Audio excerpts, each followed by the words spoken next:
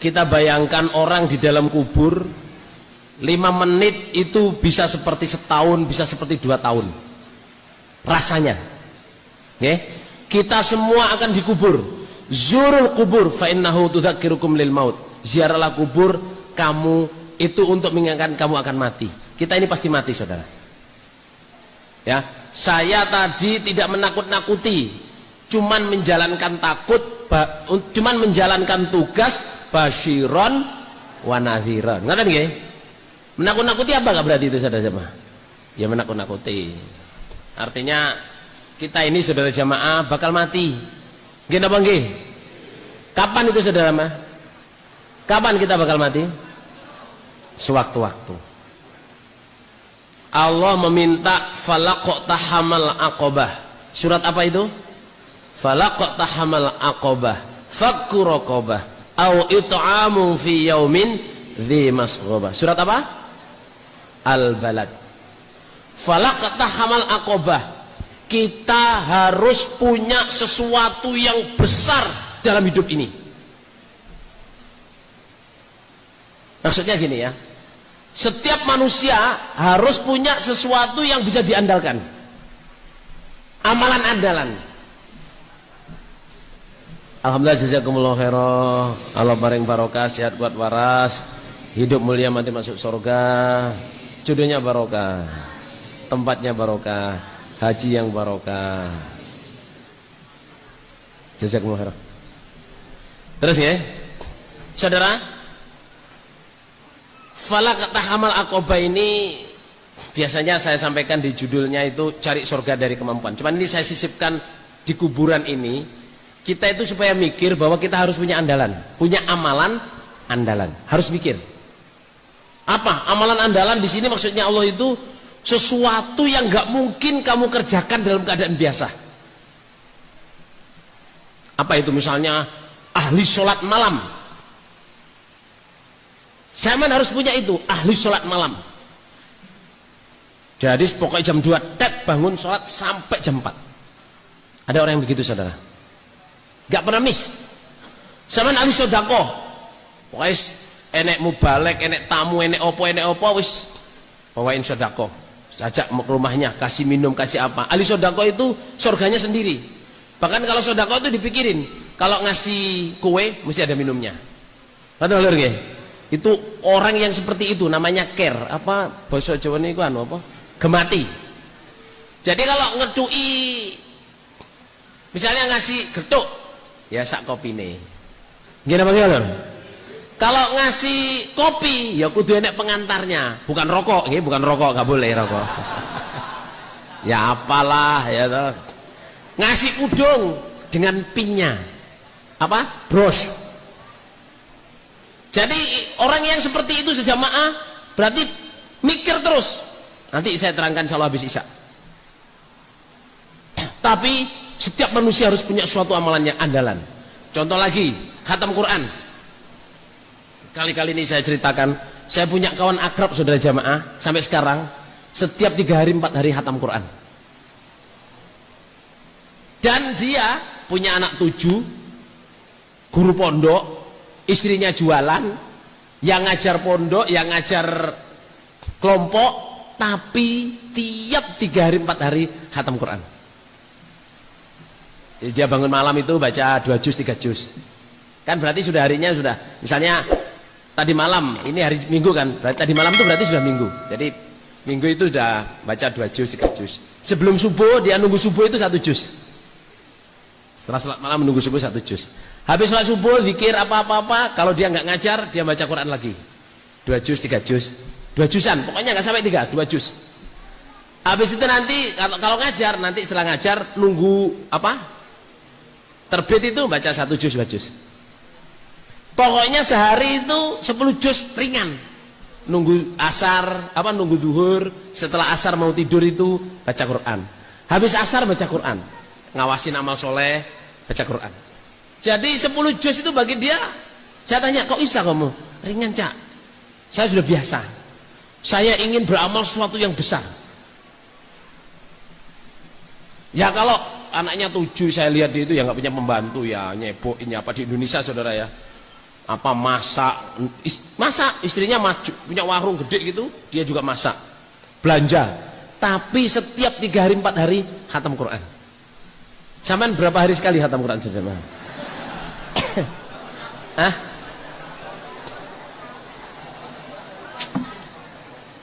Cuman bulan puasa. Super jujur saudara.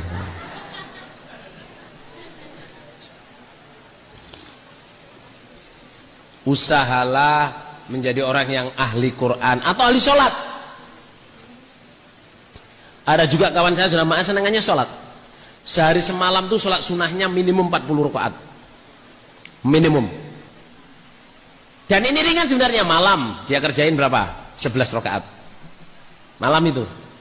Terus duha dia tulis apa, dia kerjain 12 rakaat. Bukan yang 4, bukan yang 6, bukan yang 8, bukan yang 8, tapi dia langsung 12. Jadi kadang itu 4-4-4 atau 2-2-2-2. Sebelum duhur 4 rakaat, setelah duhur 4 rakaat. Sudah berapa itu saudara? Sebelum asar kan 4 rakaat. Siapa yang menjaga sebelum duhur setelah duhur 4 rakaat diharamkan masuk neraka. Kan ada dalilnya itu di surat An-Nawafil. Sebelum asar 4 rakaat. Sebelum maghrib 2 rakaat. Setelah maghrib berapa? 6 rakaat. Sebelum 6 rakaat. Sebelum isya 2 rakaat. Setelah isya 2 rakaat. Udah 40 lebih. Dan dia kerjain rutin. Tapi ya memang agak susah saudara, karena kan ya kehidupan ini kadang-kadang maksa harus kerja harus ini, tapi disempat-sempatin. Falaqot tahamal aqobah. Saudara, kalau kita sudah mati dikubur itu saudara urusannya panjang. Nabi itu sampai memerintahkan ta'awwadhu min adzabi jahannam wa adzabil qabr. Kamu betul-betul harus minta perlindungan dari siksa jahanam dan siksa kubur. Karena kalau orang sudah disiksa kubur, setelahnya itu sulit, lebih sulit neraka. Apa yang sekarang yang menyebabkan siksa kubur saudara? Apa? Tidak bisa menjaga najis, terus ngerasani, terus tidak bisa menjaga najis.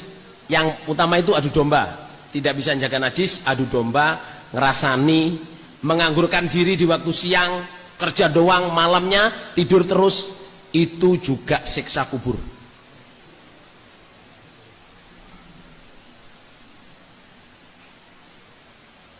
Artinya gini ya, kita ini ada Nabi itu berjalan, lihat orang berjalan di Isra Mi'raj saudara, lihat orang itu kepalanya ditaruh di atas batu. Terus ada orang lain lagi di atas kepala dia itu bawa batu sebesar kepala itu, terus dititiskan di kepalanya, dok, kepalanya itu pecah. Terus batunya kan gelundung, ya dengan tenangnya dia ngambil batu itu lagi. Lah orang yang kepalanya gini tuh teriak-teriak nangis, terus kepalanya utuh lagi. Terus dia teriak-teriak tuh supaya nggak bisa supaya nggak ke batu lagi, tapi dia mapan lagi. Dan dia tahu ada yang mau mecah kepalanya, dia teriak-teriak itu sepanjang di dalam kubur berapa ribu tahun saudara. Ditanya oleh Nabi, lah ya orang kok ya melas kayak gitu, ini apa toh siksanya kok berat sekali? Dia ini orang yang siang harinya bekerja, tok tidurnya malamnya tidur terus. Orang iman ini nggak bahas orang kafir nggak dibahas saudara. Sampean loh, pagi kerja, wes, mulai tek TV, mangan, koran, SMS, tidur plek, ngorok, bangun lagi, gitu lagi. Sama itu diancam siksa saudara. Sama itu orang iman. Berangkat kerja, bacalah istighfar, zikir. Ini nama gimana? Dari pagi baca Jakarta Post, apalagi Pos Kota, terus detik.com yang gambar kotang-kotang, pentil, ya Allah. Astagfirullahaladzim. Kita ini ada orang jamaah itu nggak koreksi diri. Yang dipajak koran nggak dipegang. Berangkat kerja ngobrol, pulang kerja ada waktu telepon ngomong sama orang, gedabrut sana sini. Habis itu sampai di rumah waktunya gak sambung, kalau nggak TV tidur ngobrol. Itu diancam siksa sama saudara, kepalanya taruh di atas batu, ditutup batu. Apa yang menyebabkan orang selamat dari siksa kubur? Apa? Meninggal pada Hari Jumat. Yang pertama. Itu kita tidak bisa menentukan, soalnya kita nggak tahu kapan kita mati. Nggih, Lur. Terus orang yang menghafalkan surat Al-Mulk dan membacanya, itu selamat dari siksa kubur. Saudara, siapa yang sudah hafal surat Al-Mulk? Siapa yang belum hafal surat Al-Mulk? Loh, yang ngacung sedikit, berarti hafal semua ini, saudara. Sampean kalau hafal insya Allah lancar. Orang baca paling lambat itu 20 menit. Pembacanya sudah ngejar-ngejar. Saudara, sampean spend waktu 20 menit, ya. Tapi sampean selamat dari siksa kubur. Kira-kira enak apa enggak, saudara? Kira-kira kurup apa enggak? Kurup apa enggak? Kurup. Saudara, ayo kita kembali kepada syariah, kepada ibadah, kepada hakikinya kita hidup ini. Kita ini pengen masuk surga, selamat dari neraka. Gimana bagaimana, Lur? Kita ini usaha supaya kembali ke rumah kita semula, surga. Terus kelakuan kita ya harus cocok. Kelakuan kita harus cocok. Sempatkan Al-Mulk ini saja, jamaah. Jangan hanya hafal dan dibaca. Bagi yang belum hafal, sampean usaha membaca tiap hari. Sampean membaca tiap hari. Kalau pengen ngapalin, mudah sekali. Ya, beritahu triknya. Setiap hari sampean baca setiap ayat minimum 20 kali. Minimum. Jangan ngapalin dulu. Jadi baca 20 kali, baca 20 kali, baca 20 kali, baca 20 kali sampai sak lembar. Habis itu sampean baca. Ulangi lagi baca 20, 20, 20, 20, 20. Itu sebentar sekali, saudara. Nggak lama. Habis itu baru sampean hafalin. Ya, hafalin. Jangan ngapalin 2 lembar, sak lembar itu aja, atau separuh lembar. Setiap ayat baca 20, 20, 20, separuh lembar. 20, 20, 20, 20, baru kalau dalannya hafalin. Kalau di Madinah bukan 20, setiap ayat dibaca 50 kali. Itu Madinah. Kalau Mekah boleh 20 sampai 50. Kalau Madinah 50. Hafalin Quran, jadi usahain, saudara, tabarok, penting. Saya pernah dengar cerita dari seorang jamaah. Dia punya nenek itu tinggalnya di kamar, ya. Setiap hari ibu ini pagi baca Ar-Rahman sama Al-Mulk, sore baca Ar-Rahman sama Al-Mulk. Tiap hari. Nah, nenek ini tinggalnya sakit, nggak bisa bangun, nggak biasa beol ya di situ kamar itu, kencing ya di sana pakai pispot sama pakai itu. Tiap hari. Bau situ, meskipun juga dibersihin, di apa itu bau. Gimana saudara tempat beol? Ya dibersihin, ya tetap bau. Kamarnya bau, pesing lah, nggak enak. Suatu saat sudah di jamaah, seminggu sebelum meninggal, ini keluarganya orang jamaah. Seminggu sebelum meninggal tuh kamar itu wangi gitu. Wangi yang mengenakan, tapi semua orang takut. Tapi wangi banget. Wanginya itu enggak wangi yang menakutkan, enggak. Ini bau wangi apa sih ini? Enggak taunya ibu ini meninggal. Meninggal dikubur, sampai seminggu berikutnya itu masih wangi. Setelah seminggu meninggalnya ibu ini, kamar itu balik bau tahi sama bau apa? Kencing. Padahal kan sudah dipel tiap hari itu, mas baunya itu nempel. Terus keluarga itu jamaah bilang ke saya, habis itu kita semua keluarga setiap hari pagi baca Ar-Rahman sama Al-Mulk, sering membaca Ar-Rahman sama Al-Mulk. Ternyata Ar-Rahman juga istimewa, Al-Mulk juga apa? Istimewa. Ini cerita ya, tapi sama lihat hadisnya Ar-Rahman, saudara jemaah. Membaca surah Ar-Rahman itu istimewa. Saya insya Allah hafal, saudara Rahman. Insya Allah. Hafal plak, hafal ketepal, Al-Mulk hafal, insya Allah. Ar-Rahman sampai Al-Mulk insya Allah ya hafal, ketepal. Ya ini wala fakhro ya. Maksud saya itu menyemangati sampean, saudara. Saya ngapalin bukan sejak kecil ya, sudah gede itu baru pengen ngafalin. Hafalin surat Nisa, Baqarah, Imran, semua saya hafalin insya Allah. Lah, jamaah hafalin Quran, terutama surat-surat istimewa, maksurat. Ya, sekarang kita ngomong kuburan, hafalin surat Al-Mulk. Di sini ini ceritanya gini loh. Ada seorang sahabat itu bikin kemah. Tahu kemah saudara? Dalam perjalanan dia kemalaman, dia bikin kemah, tidur di situ. Waktu dia tidur itu, ledak itu kok dengar ada orang baca surat Al-Mulk.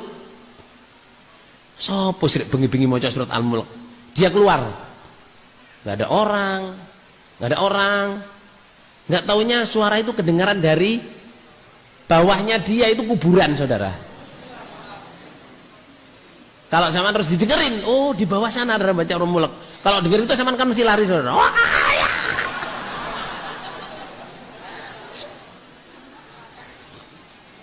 Sahabat itu dengerin sampai khatam, saudara. Ya tetap tidur di situ. Siapain sih ada orang baca surat Al-Mulk di bawah? Terus cerita ke Nabi ini saya bikin kemah, saya nggak tahu kalau bawah itu kuburan. Terus nggak ada orang baca surat Al-Mulk, Nabi. Apa itu istimewanya? Surat Al-Mulk itu siapa yang menjaganya, hafal dan membaca. Man hafidhoha ini maknanya banyak. Ada yang man hafidhoha cukup membaca tiap hari. Ada yang menghafidhoha itu ya hafal ya dibaca. Jadi sama baca tiap hari cukup. Tapi ada yang memaknai hafidhoha maksudnya ya hafal ya membaca. Maknanya menjaga. Maka dia pasti selamat dari siksa kubur. Well, saudara, poin saya ya, sampean kita semua usaha mudah-mudahan selamat dari siksa kubur. Amin. Karena itu sangat kita perlukan. Di kuburan bukan sebentar. Sahabat-sahabat sekarang sudah dikubur 14 abad. Kalau mereka tidur, bangun, itu mereka seperti tidak tidur. Kok cepat sekali saya bangun tidur. Tapi kalau orang-orang yang zaman Nabi disiksa, sudah berapa abad disiksa, saudara? 14 abad.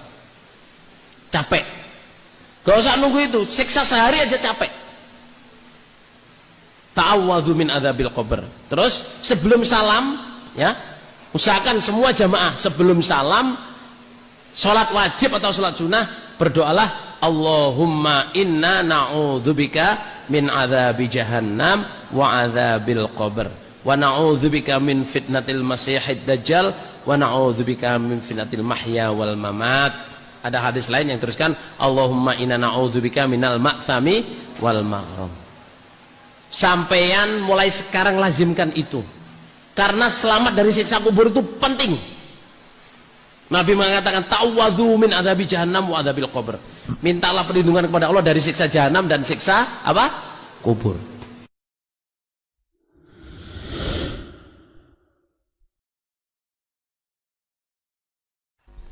Nabi Musa niku tahu gak terima.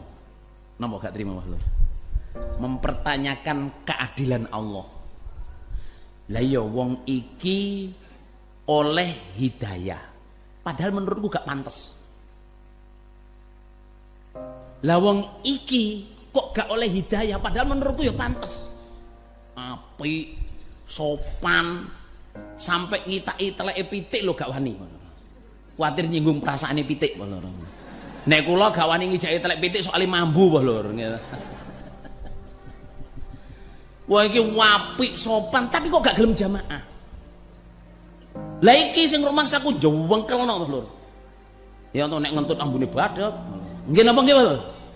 Nek lungguh meleding, nek dinasihati jawab, tapi dadi jamaah. Jane keadilannya Gusti Allah piye? Terus tanya, ya Allah keadilanku di mana? Terus Gusti Allah itu ngongkon malaikat, menyuruh malaikat tunjukkan keadilannya Allah kepada Nabi Musa. Malaikat teko, Musa, aku diutus Gusti Allah, kamu mau tahu keadilannya Allah? Ya aku pengen roh. Yes, melok aku. Syaratnya gak oleh ngomong yo. Gak boleh kayak Nabi Khidir. Pokoknya syaratnya gak oleh ngomong, meneng. Gak usah takon, gak usah ngomong. Dijak nang pinggir kali sungai napa Nil. Nil nggih. Sing ten Mesir kan Nil. Di pinggir ke sungai Nil, wis ayo lungguh nang kene enten nondelik. Niku ajenge takok meneh, lha iya keadilan Allah nduk pinggir kali to. Kon meneng dadi buntet kali mulai. Dilalai enek wong teko iku gawedhe dhuwur lho. Wagah perkasa ngoten. Beto pedang penuh darah tapi pun garing. Nggih. Dadi mboten saged dilebokno rongkone. Ya awake dhewe enek darah terus sabuke niki emas dan emas berlian. Pakai sabuk emas berlian. Terus dhek niku sabuk emas niku dicepot jegur sakan klambi-klambine. Jegur sakan klambi-klambine itu terus di apa? Diumbah, pedang diumbah dilebokno. Terus klambine niku lur dipersi tengah teles itu digawe langsung lunga. Lah Nabi Musa jenenge muni, "Hei, awakmu ninggal sabuk emas berlianmu." Lah Nabi Musa pernah jadi anaknya Fir'aun. Ngerti kalau itu hanya bisa dipakai oleh raja atau orang kaya keluarga raja. Gak enek wong menungso biasa duwe sabuk emas permatane berlian-berlian gak raja utawa keluargane raja. Lah Nabi Musa itu tahu, familiar. Nek awake dhewe kan gak ero lur. Sabuk iku sabuke lodruk paling ngoten. Nggih napa ngoten? Sabuk lodruk nek emase nek tibake kertip-kertipe niku napa? Manik-manik teko plastik lho. Lah Nabi Musa kenal lho, iki berlian temen iki. Soalnya pernah dadi anak wong sugih lho. Ati ngomong, "He, ninggal didekel kali. Jangan ngomong itu awakmu iki." Montep. Gang Diluk lho, Gang Diluk niku enek arek cilik. Teko adohan nek ati adu sekali kan teko adohan wis dicepot klambine lho biasane arek cilik niku. Wis dicopot ndelok iku. Lho, apa iki? Gak situ adus sik lho. Klambine digawe, sabuke digawe, ngalih. Lah Nabi Musa itu ngomong, "Hei, duduk tekmu iku." Tek wong ngono. Malaikat, "Aja omong ngono iki." Delok enae. Terus gak suwe ngoten enten tiyang dugi wong tuwek, tuyuk-tuyuk lho, tuwek tuyuk-tuyuk. Nggih. Cepot kelambi jegur biur. Jegur sekali lho. Wong sing duwe niki sing pertama mau pedange dibuka. Langsung mesti awakmu sing nyolong iki. Gak enek maneh. Apa le? Aku mang wis gak enek bosone po lho. Arek enom nang wong tuwek iki kan gak enek bosone. Aku mang adus nang kene ninggal sabuk emas berlian. Tak baleni sing enek awakmu iki. Mesti awakmu sing nyolong. Wong tuwek niki tau menang. Awakmu aja nyentak-nyentak. Aku gak ero. Mata tawan lho. Mesti awakmu mbok delokno nanti. Tak bacok awakmu kok. Aku ora wedi mbok bacok. Tapi tak kandhani aku ora ero. Temen kok lho, saking emosine emosi dijawab adem niku tambah emosi kok lho. Dibacok lho saking memang dia sakti kok dibacok calak niku awak ini kesikap gencel-gencel sampai getitan gini kali ini. Terus malaikat ngomong, "Iki keadilan." Nabi Musa ditakok koyo sampean ngene iki adile nduk endi? Ngoten nggih bener ngene.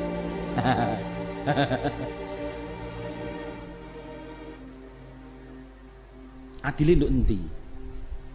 Amur apa ora? Wong sing gawe sabuk inten mang, sabuk inten emas berlian iku ngono rampok.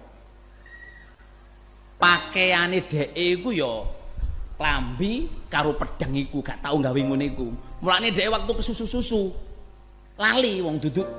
Bukan kebiasaannya. Nggih napa nggih, Lur? Gak biasa gawe kotang terus ketinggalan kotang. Pantes napa mboten, Lur? Biasa gawe kotang terus ketinggalan kotang. Berarti wali nemen niku lho. Cek isi soalnya panas lho. Astagfirullahaladzim. Gak usah bayang nole.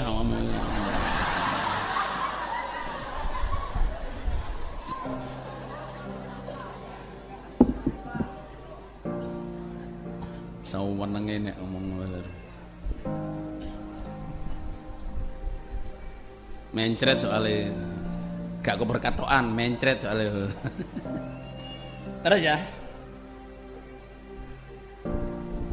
Lah anak kecil, si malaikat bilang, kamu supaya tahu keadilan Allah, anak kecil tadi itu yang ambil sabuk, dia datang mau mandi nggak jadi, terus sabuknya dipakai itu, dia itu satu-satunya ahli waris yang masih hidup, yang tidak terbunuh.